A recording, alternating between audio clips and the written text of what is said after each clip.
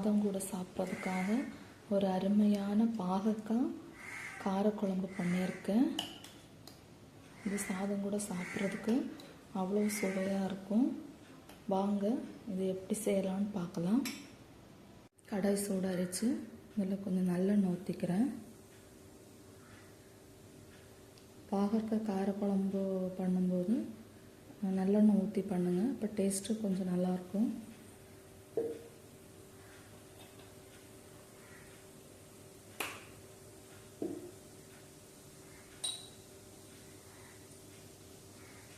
இதில் ஒரு 2 ஸ்பூன் கடுகு,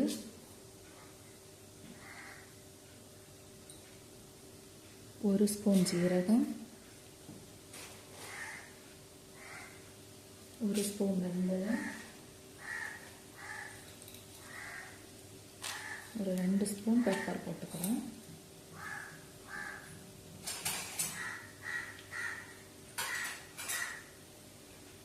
கொஞ்சம் வதக்கிக்கலாம். இதில் 2 காஞ்ச மிளகாய், 2 பச்சை மிளகாய், ஒரு 10 பல் பூண்டு,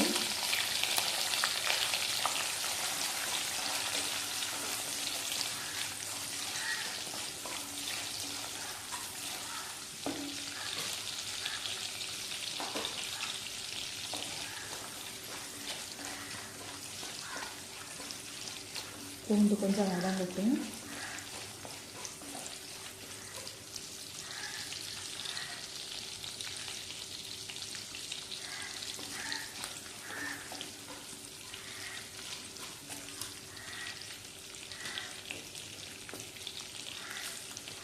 கொஞ்சம் கருவேப்பிலை போட்டுக்கணும்.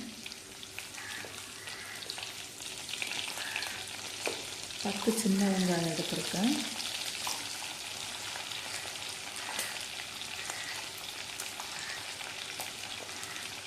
ஒரு பெரிய வெங்காயம். இந்த இதெல்லாம் நல்லா வதக்கி எடுத்துக்கலாம். வெங்காயம் வதங்குறதுக்காக கொஞ்சம் உப்பு போட்டிருக்கேன்.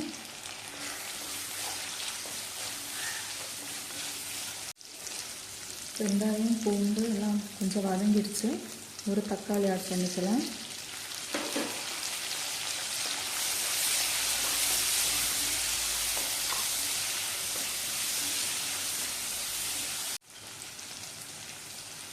அரை ஸ்பூன் மஞ்சள்தூள்,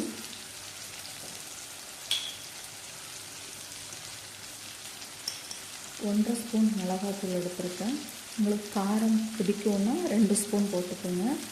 ஏற்கனவே பாகக்காயில் மிளகாத்தூள் கலந்து வச்சுருக்கிறதுனால இதில் 1,5 ஸ்பூன் எடுத்துருக்கேன்.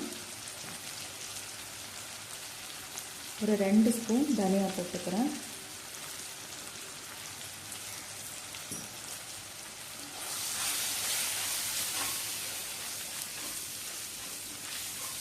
இது கொஞ்சம் பச்சை வாசனை போகிற வரைக்கும் அதை வதக்கிக்கலாம்.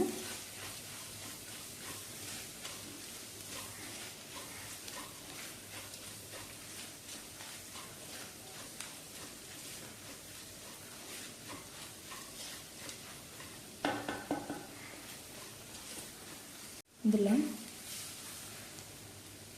கொஞ்சம் மசாலாவை நான் தனியாக எடுத்துக்கிறேன். தேங்காய் கூட இதை அரைச்சிக்கலாம். இவ்வளோ போதும். இப்போது ஒரு எலுமிச்சை சைஸ் புளி எடுத்து கரைச்சி வச்சுருக்கேன். இந்த இதில் ஊற்றிக்கலாம்.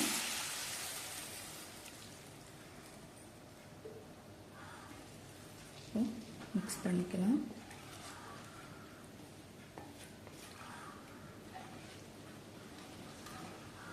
இந்த குழம்பு கொதிக்கட்டும். குழம்பு பண்ணுறதுக்கு பாகற்காய் இந்த மாதிரி கட் பண்ணி எடுத்துருக்கேன். இதில் கொஞ்சம் உப்பு போட்டுக்கலாம். இந்த மாதிரி கட் பண்ணி எடுத்துக்கோங்க பாகற்காவை. கொஞ்சோண்டு மஞ்சத்தூள்,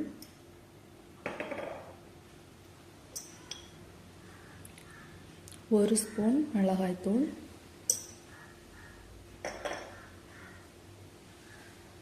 பாதி லெமன்.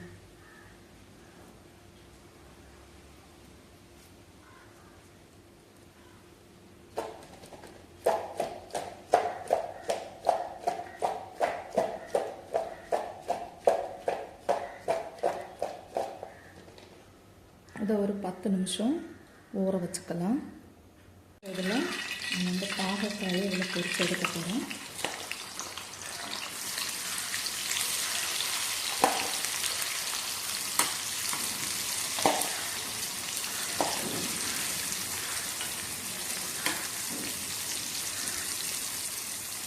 இதில் ஒரு 2 கைப்பிடி அளவு தேங்காய் எடுத்துக்கிறேன்.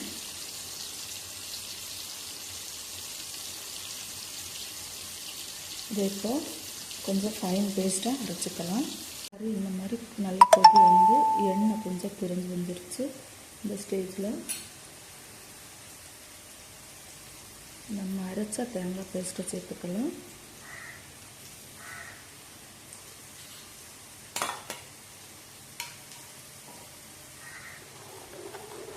இன்னும் மிக்ஸ் பண்ணிட்டுருக்காங்க.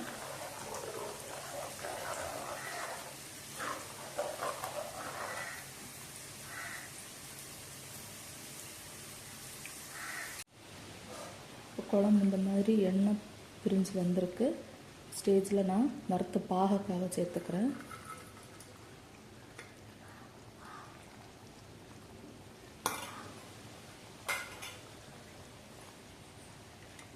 இப்போது இந்த உப்பு புளி அந்த காரம் எல்லாம் கரெக்டாக வர்றதுக்காக கொஞ்சம் வெல்லம் சேர்த்துக்கிறேன். காரக்குழம்பு இல்லை புளி குழம்பு பண்ணும்போது கொஞ்சம் வெல்லம் சேர்த்து பண்ணிக்கோங்க. அப்போ டேஸ்ட்டு ரொம்ப நல்லாயிருக்கும்.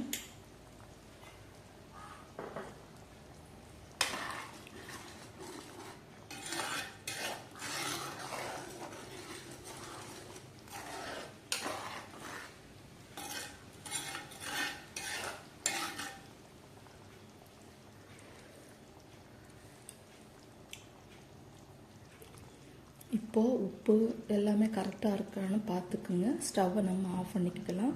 இதில் உப்பு புளி காரம் எல்லாமே கரெக்டாக இருக்குது. இப்போ ஸ்டவ்வை ஆஃப் பண்ணிக்கலாம். வீடியோ பிடிச்சிருந்தா லைக் பண்ணுங்கள், ஷேர் பண்ணுங்கள், சப்ஸ்கிரைப் பண்ணுங்கள். இந்த குழம்பு ரொம்ப சுவையாக இருக்கும். நீங்கள் செஞ்சு பாருங்கள். செஞ்சு பார்த்துட்டு கமெண்டில் சொல்லுங்கள். வீடியோ பிடிச்சிருந்தா லைக் பண்ணுங்கள், ஷேர் பண்ணுங்கள், சப்ஸ்கிரைப் பண்ணுங்கள். ஓகே.